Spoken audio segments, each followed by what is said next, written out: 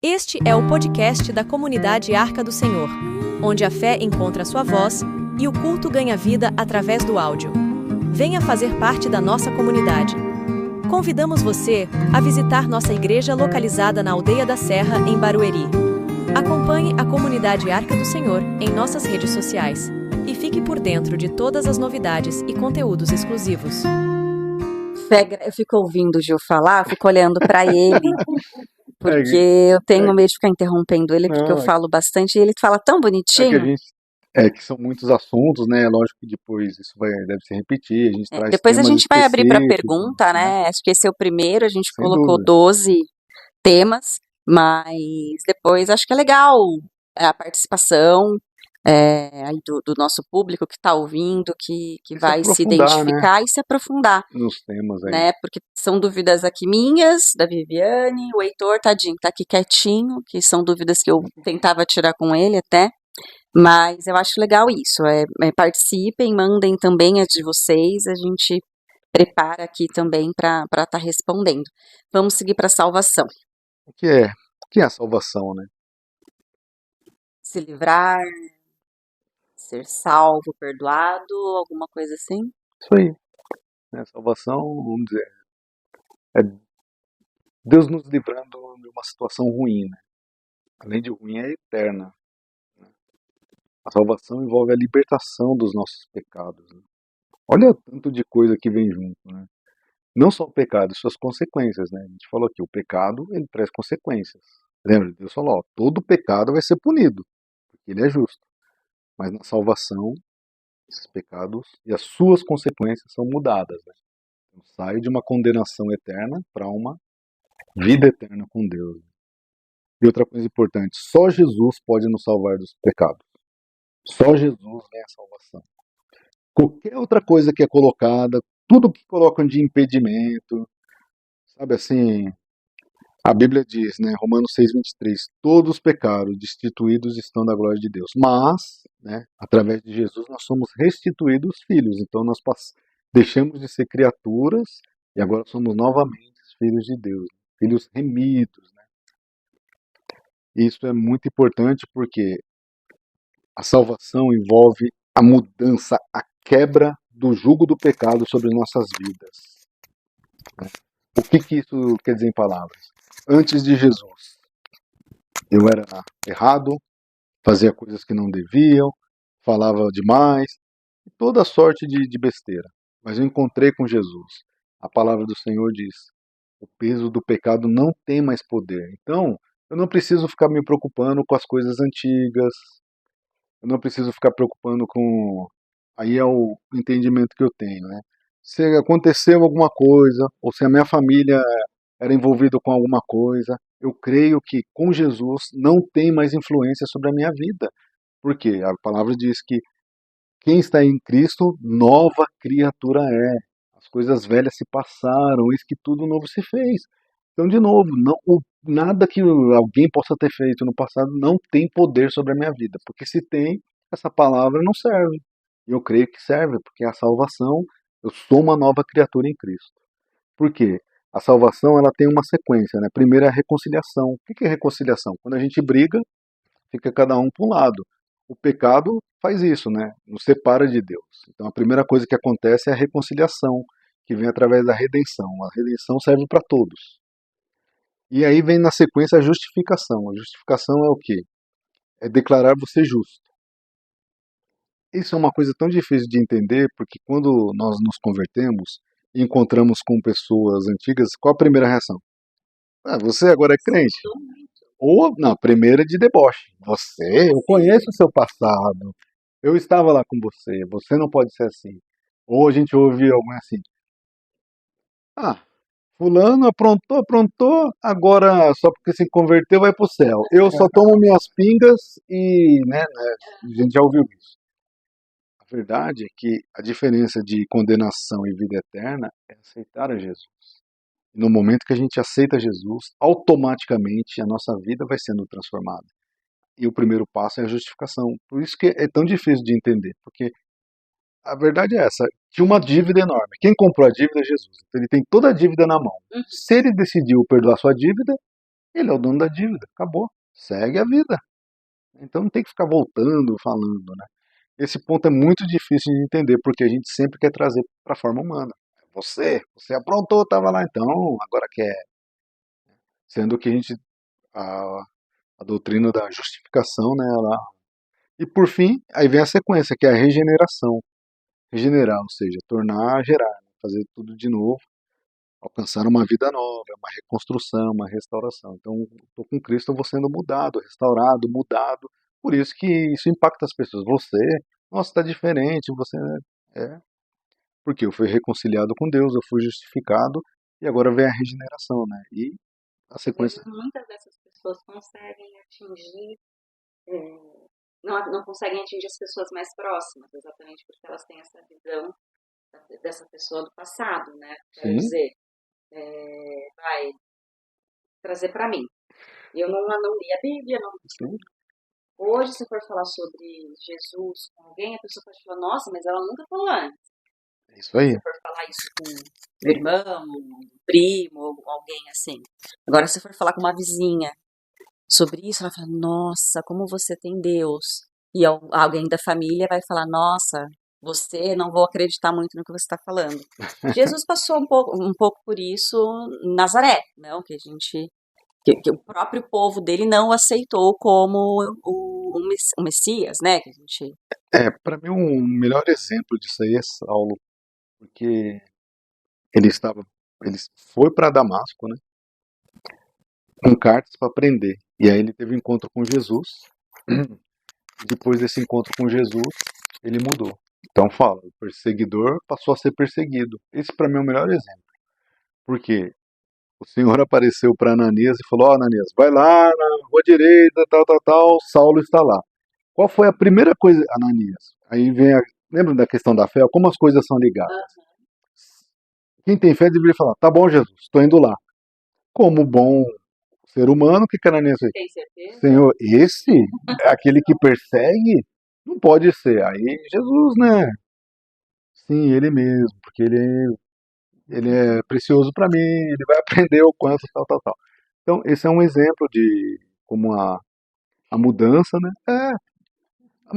Mas a primeira reação de Ananias foi, eu acho que a maioria de nós. Esse, porque nós somos assim, esse merece. Que a nossa lembrança. Ou o nosso julgamento, né? É assim, esse merece, esse não.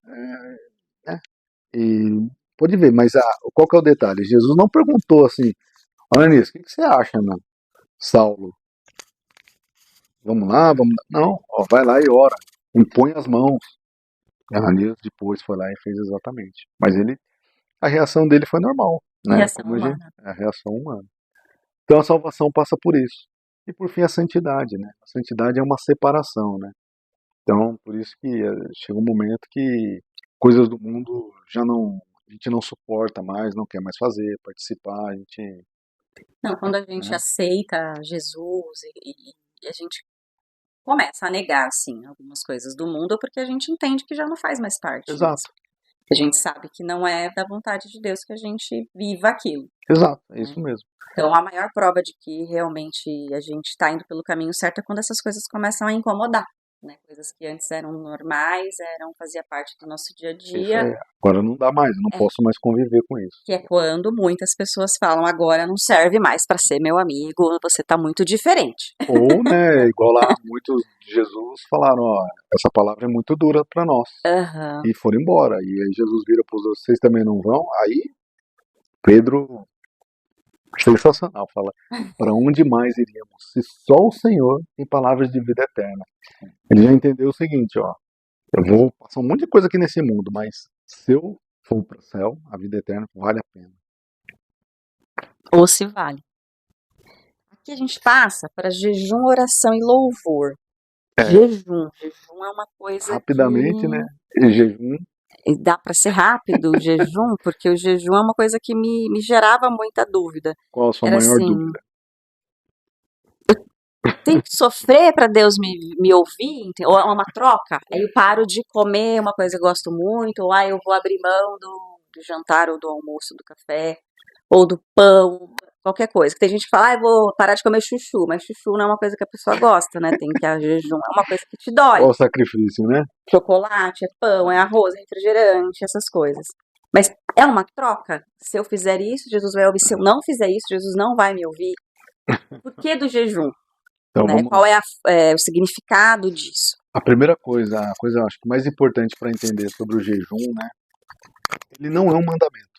Se você for ver na Bíblia, ele não é um mandamento, mas ele é algo que está sempre participante da vida do cristão. A gente vê desde o Antigo Testamento até o Novo Testamento. Não tem um mandamento. Em nenhum lugar lá falou, você tem que jejuar. Né? Mas todas as pessoas que eram de oração, todas as pessoas que buscavam a Deus jejuavam. Né? Então isso é uma prática normal, né, da vida do cristão. E ela está sempre ligada com oração. Se você jejua e não ora, tá manco, vamos dizer assim, espiritualmente, né? Jejum está ligado à oração. Beleza, seria no sentido, as pessoas não param para orar normalmente, né? Ou só à noite, ou quando tá com algum problema. Seria assim, vou jejuar para parar e orar? É para ter um momento a mais com Deus? Não. Então, só primeiro assim, o conceito de jejum, então é isso, né? Qual é a coisa principal do jejum? Por que se deve jejuar? O principal é para buscar a Deus. Essa é a coisa principal. É para me aproximar de Deus. Eu vou dar outros exemplos aqui, mas são todas as coisas secundárias. O principal, eu tenho que jejuar para me aproximar de Deus. Eu vou me aproximar de Deus automaticamente. E por quê? Nós temos o conflito da carne e o espírito, né? Um está sempre contendendo com o outro. E o que a gente alimentar, ele vai ganhar. Então, quando no jejum, automaticamente eu estou matando a minha carne. No sentido que eu estou me abstendo de alimento, de alguma coisa. Então, eu sofro no começo. É difícil e tal. Mas conforme eu vou fazendo isso no próprio jejum ou praticando várias vezes, né, eu vou me acostumando a matar a carne. E com isso, se eu estou matando a carne, logo o meu espírito é fortalecido. Um espírito fortalecido automaticamente é ligado de Deus, é aproxima de Deus. Lembra no começo? Falou sobre o homem, né? O espírito é a parte que se relaciona com Deus. Então, quanto mais fortalecido o nosso espírito, mais perto estou de Deus. Então, o jejum, a principal, por que eu devo jejuar? Para me aproximar de Deus. Esse é o principal. Então, gente, não é uma troca. Não. Eu tô perguntando isso porque são coisas que eu já pensei e já ouvi, né? Então, eu tô fazendo o papel aqui meu e de algumas pessoas, né, nessas perguntas. É que assim, né, jejum, lógico, a gente está falando da parte de se abster de alimentos, Sim. e geralmente também ele vem acompanhado de outras coisas, outras renúncias, né? Comportamentos, não tem nenhum problema. Hoje em dia podiam isso fazer aqui jejum de rede social. uma coisa Bom. importante, tá? Se por acaso um casal decidir, né, dentro do seu jejum e dentre as outras coisas, também se abster de relações sexuais, sempre em conjunto.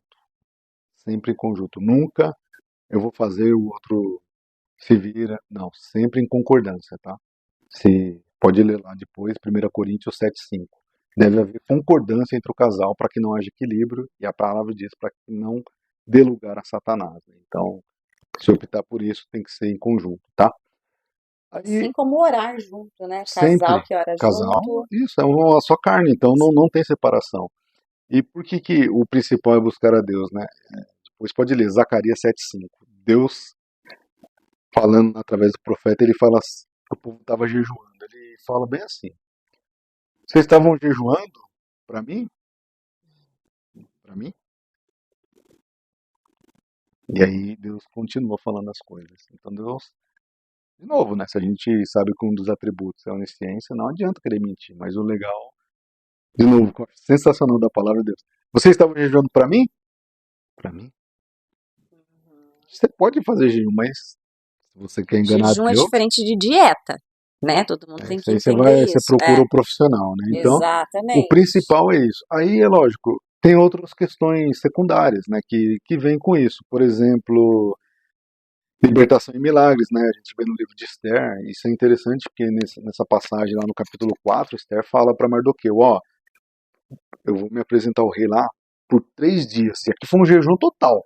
Ela falou 3 dias sem comer nem beber, né? Então, por quê? Queria que acontecesse uma libertação e um milagre.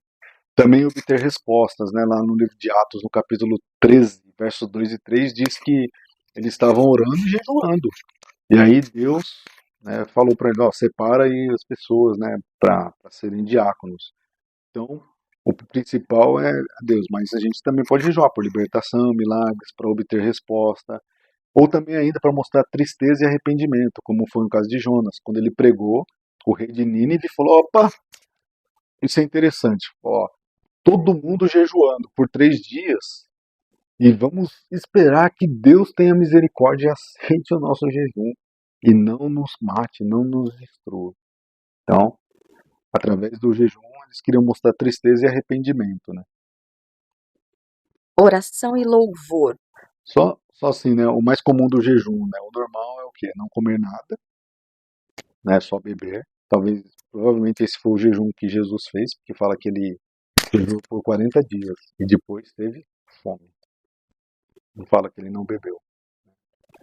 Outro, outro tipo é o mais radical, é o jejum total, né? Você fica sem comer, sem beber. Foi no caso de Esther, né? 3 dias. Ou ainda o jejum parcial, né? O Daniel ficou por 3 semanas. Ele falou, durou 3 semanas, mas ele falou, não vou tomar vinho, não vou comer carne ou manjar do rei, ou seja, coisas saborosas, né? Então, enquanto ele não recebeu, ele se absteve disso, né? Parcialmente. As outras coisas ele continuava. De comportamento também existe jejum Isso de vem comportamento? junto, né? É o que a gente comentou lá no começo, né? O jejum ele pode vir acompanhado com outros atos de renúncia, mas nunca sozinho. Sempre o principal é jejum é se abster de alguma coisa, né? Entendi. E só para terminar, né? Então, nós devemos aprender a jejuar, né? Porque não somente. Talvez é o que você tinha perguntado, tá, André? Então, assim, nós devemos aprender a jejuar não somente quando a gente quer ou precisa de algo, né? Nós devemos aprender essa prática porque nós queremos nos aproximar de Deus, né? Então, não é uma troca, né? Porque, na verdade, é o seguinte: não tem nada que a gente possa oferecer a Deus que vale a pena. Uhum. Ou que Deus não tenha. Não, eu já sabia, eu só tô aqui eu tô atuando aqui Não, para todo mundo não, que tem essa pergunta. mas eu falo isso sem nenhum problema. A maioria das pessoas que estão na igreja Não sabem, não muitas não sabem, quer não é? trocar. É trocar. Acha que E às vezes fala, poxa, eu fiquei sem comer tudo isso e não recebi nada. Eu ainda não. Isso exatamente. também entra essa troca também no dízimo, né? Tem muita gente que troca dízimo A gente vai. pra barganhar. É verdade, a barganha. E aí, oração, né, André? Oração. Oração basicamente é o quê? A nossa comunicação com Deus, né? E é fundamental na vida cristã. Se você não ora, acabou. Não tem vida cristã, né? Sem oração. Jesus, ele orava. Jesus orava. Ele dava o Louvar exemplo. também é uma forma de orar, não? Isso é uma forma. Isso, é que no louvor é mais uma forma de você se expressar, né? A oração ela tem várias nuances, né? Às vezes você está triste, chateado, né? Você ora para agradecer a Deus, você ora para pedir, você ora para interceder. Já o louvor ele deveria ser sempre uma expressão de alegria. Uhum. Por isso que às vezes domingo lá, né? Às vezes eu insisto porque é impossível, é impossível você orar, louvar sem alegria. Se você tá louvando lá triste, cabisbaixo, ou por que você não gostou do louvor, alguma coisa, isso não é louvor, né? O louvor envolve alegria, né? Porque louvor é o quê? Uma homenagem. Você está falando de Deus Todo-Poderoso. O que que é mais importante naquele momento? E Do não que, se né? importar com o coleguinha do lado, né? Não, Porque nem às com a vezes sua voz, é, porque Deus olha o coração. A gente, nós estamos todo esse tempo lendo, falando e as pessoas ainda não aprenderam. Deus não vai olhar para sua aparência, Deus não vai olhar para o seu passado, Deus não vai olhar para sua carteira, para sua formação, nada disso. Ele vai olhar para o seu coração. O que você está oferecendo? A gente pode enganar muitos, mas no final a gente não engana Deus. Não tem como enganar o Todo-Poderoso. depois de tudo isso, a gente entra aqui no batismo. O batismo é legal, né? Aqui, ó, tem o batismo do Espírito Santo, né? Isso vai ficar para um outro, mas falando de batismo nas águas, né? A primeira coisa que a gente tem que saber é uma ordenança, né? Jesus ordenou ser batizado, né? ide por todo mundo, pregar o evangelho, aquele que crê e for batizado será salvo, né? Então, é uma ordenança de Deus, né? Ele simboliza o que? A morte e a ressurreição espiritual do homem, né? Baseado na salvação que é da obra de Cristo, né? E mais, é um testemunho público, né? Vou lá me batizar publicamente, eu estou mostrando. Tem que E, ter consciência do que. Normalmente a pessoa está consciente do que ela está aceitando, Jesus, né? Ela sim, tem um entendimento. Por isso que a exato. gente não faz isso com criança, né? Bebezinho, por exemplo. A É, gente apresenta a igreja. isso aí, e assim, né, e só continuando, né, nós somos novas criaturas em Cristo, de novo, né, 2 Coríntios 5,17, quem está em Cristo é nova criatura. O batismo, né, é uma expressão disso, né. A pergunta é, o batismo salva? Jesus falou, quem crê e for batizado será salvo. Não, desde que você esteja batizado, continue a praticar sempre. Tá, e se eu não fui batizado, será que eu vou ser salvo? Se você tem um bom coração, Bom coração deveria. bom coração não quer dizer nada para Deus. Um monte de gente de bom coração vai pro inferno. É, é. De novo, o que que leva uma pessoa pro céu e pro inferno? Não é bom coração, não é boas obras, é aceitar Jesus como Senhor e Salvador. É só isso. É lógico, a partir do momento que eu aceito Jesus como Senhor e Salvador, o Espírito Santo começa, lembra de novo, redenção, Aham. justificação, e eu vou sendo trabalhado.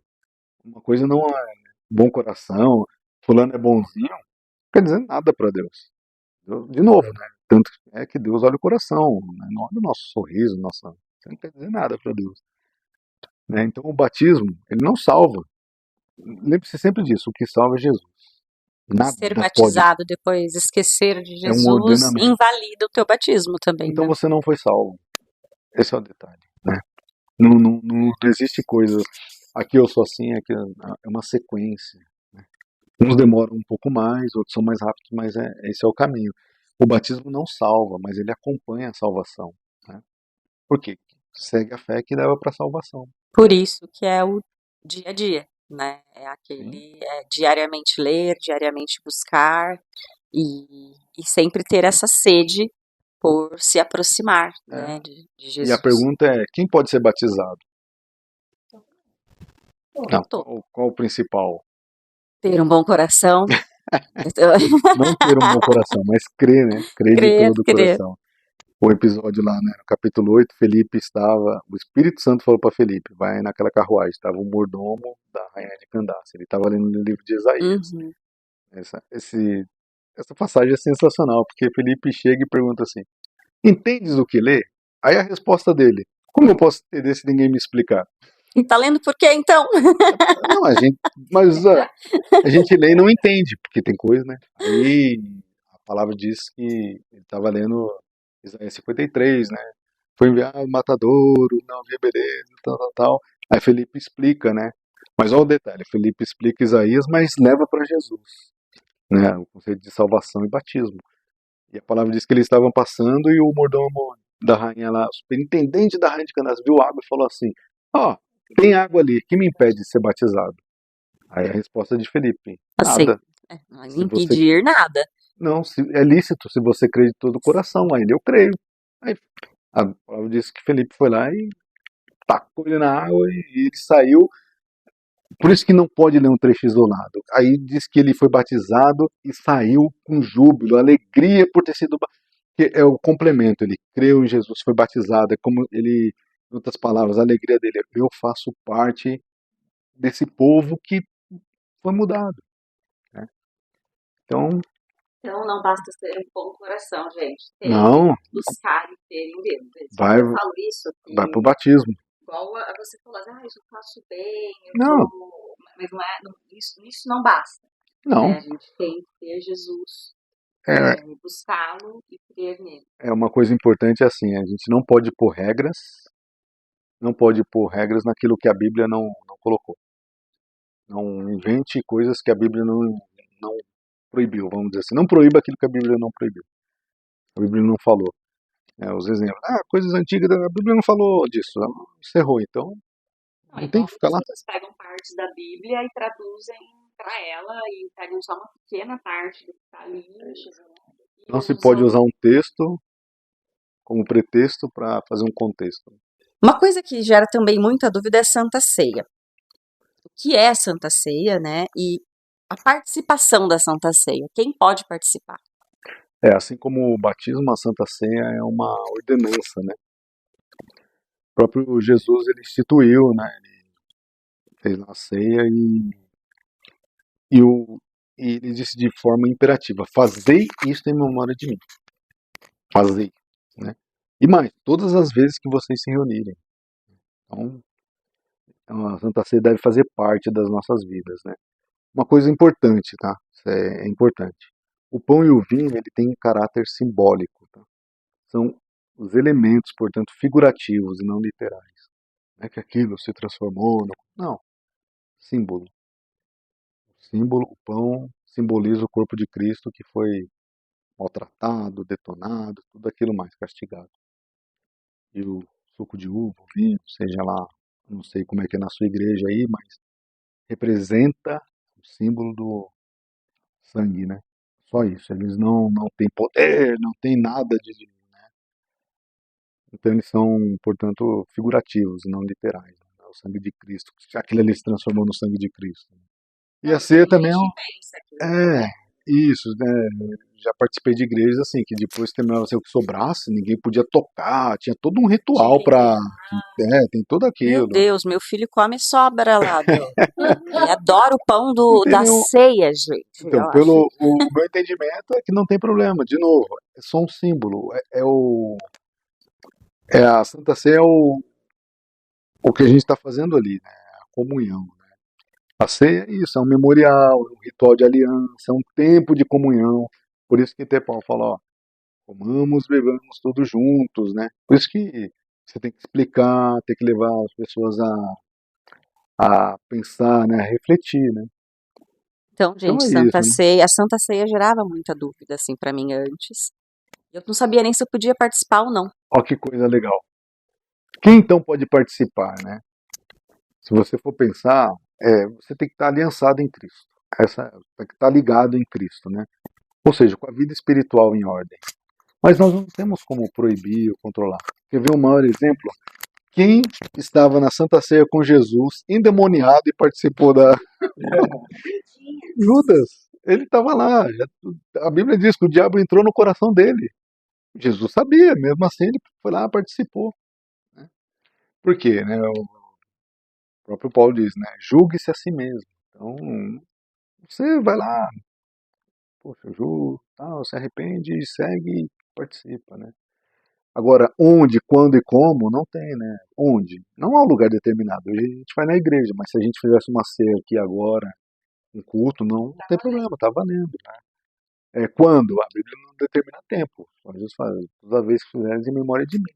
Então não tem um tempo As assim. igrejas fazem seu ritual uma vez por Isso, mês. tem igreja que faz diariamente, tem igreja e tal. Então, nenhuma. Aí entra a coisa que a gente não vai discutir hoje sobre doutrinas e costumes, né? O que é doutrina, o que é um costume. Guarda para próxima, guarda. E aí chegamos na última, né, André? Que para mim também, ofertas, dízimo e ofertas. Vão comprar um pedacinho no céu, uma terra, metragem, tô brincando, gente, é porque a gente sabe que tem muitas igrejas que praticam isso, né? E não é uma troca por um pedacinho no céu. Quem der mais dinheiro não quer dizer que vai ter uma casa num condomínio lá no céu, né? E quem der pouco vai morar num apartamento apertadinho. Então, o que seria, assim, dízimos e ofertas, qual a importância disso? Tá na Bíblia ou não tá? Tá, o dízimo ele remonta antes da lei, né? Diz que Abraão ele ofereceu dízimo, né, ao Melquisedeque, né? Que era um rei, profeta e sacerdote lá de Salém, né? Então, e é lógico que depois, na época da lei, foi instituído, né? Então tinha as regras, né? O Tem que detalhe, ser 10% do que você ganha? então, se a gente olhar a lei, tinha as regras, né? Então, mas basicamente porque Deus instituiu, né? Quando dividiu as tribos, das 12 tribos, a tribo de Levi ela foi destacada para cuidar da obra de Deus, então ela não recebeu parte na herança. Então como é que eles iam sobreviver então? Então Deus determinou que as outras ofertariam, né, os 10%. 10% é só esse é mais comum, né? A gente fica com isso na cabeça, mas tinha vários outros tipos de ofertas que eram feitas lá, né? Que eram ofertas lançadas, ofertas, né? Mas o que é o mais importante? Na época, era obrigado. Essa é a pergunta principal, talvez a nossa dúvida. Eu sou obrigado a dizimar hoje em dia? Né? Então, infelizmente, muitos se utilizam desse conceito, né, do Antigo Testamento para justificar e colocar carga nas pessoas. Né? Hoje, agora está fazendo a transição, né? Mas a gente viveu por muito tempo a a teologia da prosperidade, né? Então, quanto mais você contribuir isso, por que dar o dízimo? Se você dá o dízimo, você é abençoado. Se você duplicar o dízimo, ou triplicar, né, o trízimo, entendeu? É que é um conceito totalmente errado, né? Sendo que o dízimo nunca foi para isso. Pelo contrário, era para manter, né, o povo e ainda para ajudar pobres, viúvos, todos aqueles que eram necessitados. Então, é lógico, o ser humano com o tempo ele vai deturpando, né? As pessoas utilizam aquele texto de Malaquias 3:10, né? Trazei todos os dízimos à casa do tesouro, depois fazei prova de mim, diz o Senhor, que se eu não abrir a janela do céu. Lê o capítulo 2. O povo está reclamando de Deus e Deus começa a falar, a fazer um monte de pergunta. Em outras palavras, Deus está falando: vocês estão fazendo tudo errado. Como é que eu vou abençoar vocês? E aí Deus começa, né? Então é assim, né? Dízimos e ofertas. Não é obrigatório. Não tem isso. Deus fez isso no Antigo Testamento, né? Se a gente olhar para o Novo Testamento, não tem essa obrigatoriedade. Lembra de novo, né? O que é obrigatório? Tinha nas leis civis, as leis cerimoniais e as morais. Não tem não tem isso no Novo Testamento, né? Mas, por outro lado, tem textos dizendo que as pessoas que servem a Deus, elas naturalmente ofertam com alegria. A primeira coisa é ofertar com alegria. Nós devemos ser generosos nas nossas ofertas. Generoso aqui não tem relação com valor, e sim com o coração, né? Você está fazendo com alegria, porque Deus me deu, eu vou dar. E outra coisa, todos nós aqui vamos à igreja. Nós temos lugar para sentar, tem água, tem banheiro, tem luz, tem todas essas coisas. Então a gente nem deveria discutir isso, né? O que tem que acontecer é nós como membros, né? Isso vale para todas as igrejas, é olhar se o dinheiro está sendo bem administrado, porque Exatamente isso. tem sempre que você ouvir assim, não, você deu dinheiro, agora é nosso, aqui a gente faz o que quiser porque é para Deus. Sempre que você ouvir isso, desconfie, Uhum. que é uma coisa importante é a boa administração, né? Então, assim, eu sou obrigado a dizimar, a obrigatoriedade de dizimar não tem mais, né? Isso, de novo, é o que eu Mas ter aquele entendo. bom senso de saber que a igreja precisa manter o É, prédio, né? Muitas vezes, às vezes isso. Mas alugado. o dízimo não, o dízimo você era obrigatório, estava na lei, você tinha que dizimar, né? Hoje não tem mais isso, né? Mas nós devemos contribuir de forma voluntária e Sim, generosa, né? E mais ainda, né? 2 Coríntios 9:7. Nós devemos dar com alegria. com Senão, alegria. Sim. né? Não é aquela coisa de, caramba, vou ter que fazer isso. E tem uma outra coisa. A gente sabe que, infelizmente, a gente escuta histórias e que tem, né, pastores que não usam da maneira devida. Uhum. Mas aí é um problema dessa pessoa que está fazendo essa coisa errada. Quem deu esse dízimo de todo o coração, acreditando que é ser usado de uma maneira correta, não tem que também se sentir mal, que ela fez a parte dela naquele momento, né? Isso. Quem usou errado, aí é um problema. Essa é uma parte, né? No que diz respeito à parte espiritual, mas por outro lado, é, nós somos ensinados a não questionar as coisas. É. Isso é um problema, né? Lógico, se é de Deus, né? Mas assim, pô, qual o problema? Eu estou contribuindo, eu quero ver para onde está dinheiro. Você não vê nada acontecendo na igreja, está sempre, né? Tal, tal, tal. Por que não? Vai lá, questiona. Isso aí não posso questionar, não posso falar. Gente, lembre-se sempre disso, não existe ninguém infalível nesse mundo. Né? Lógico que o conceito de igreja é o quê? Que todos vivam em comunhão, Sim, né? Todos sejam corretos, mas nós erramos. Né? Então, o mais importante aqui, como já acontece na nossa igreja atual, né? Não tem essa obrigatoriedade, não tem essa carga, mas a gente acaba contribuindo porque todos nós usufruímos da infraestrutura da igreja e tem lá, né? A gente acaba ajudando muitas pessoas, essa é a função da igreja. Né? A função principal da igreja é ajudar levar o evangelho primeiramente, mas, né, nós temos que ajudar também. Tanto é que Jesus, ele pregou e depois ele foi lá e multiplicou o pão, porque a gente tem que almoçar, tem que comer, tem que, né, seguir. Então, de uma forma rápida, eu entendo que esses 12 temas, né, tem tantos outros, né? A gente não falou de dons, não falou de arrebatamento, não falou de céu e inferno, não falamos Mas de. vamos falar, não falamos ainda. Não, para você ver como, assim, tal, mas eu entendo que essas coisas aqui que nós conversamos, isso nos levará a um crescimento, né? Assim, só antes de passar para você, né?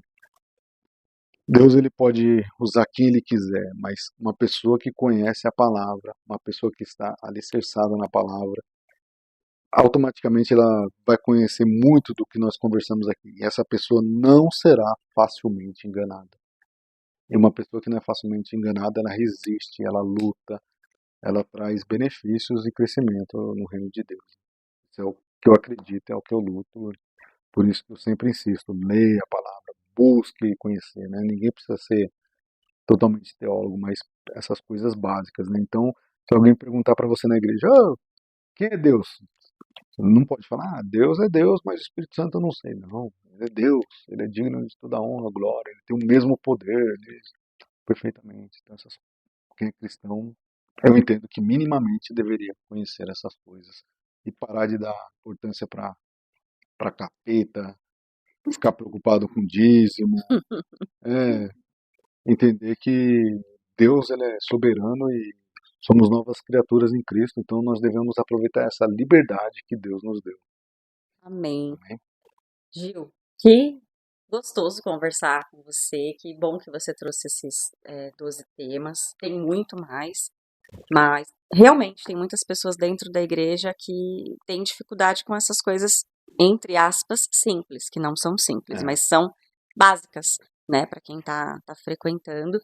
Bom, vamos encerrar por aqui esse primeiro episódio. Só uma última coisa, né? Todo domingo, né, na igreja, às 9h30, tem nossos estudos, né? Então o pastor Edivaldo ele ministra. Tem todo tipo de aula, ele aborda todos os assuntos, então temos nas nossas páginas, né, todos os estudos publicados.